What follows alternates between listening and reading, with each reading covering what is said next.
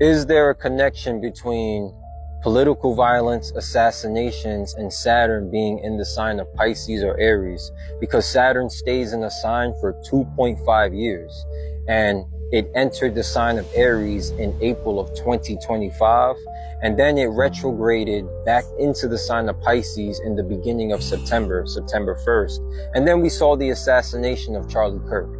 Now, Pisces is a sign that represents ideals, philosophy, religion, beliefs, and it also is connected to sacrifice and people who become martyrs.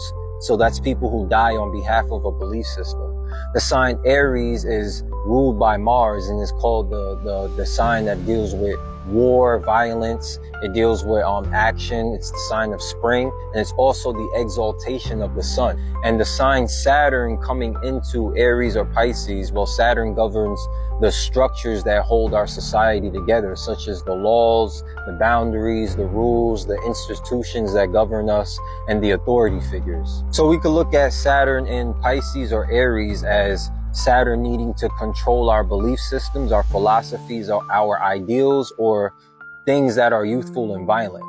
Or we could look at it as Saturn coming in to place boundaries on existing structures in our society. Now, going back to the 1900s, Saturn was in Aries from 1967 to 1969. And if you look at 1968, we had two major assassinations.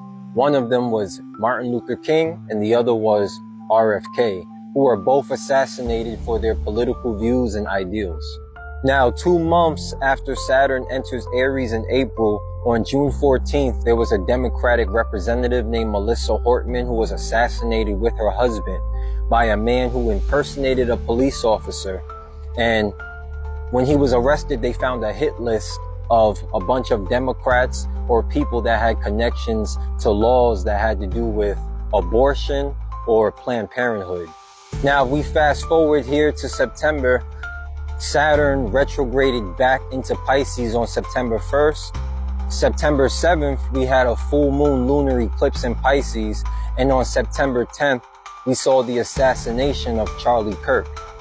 Now, they say he was killed for his beliefs, his philosophies, his ideals, and the things that he said.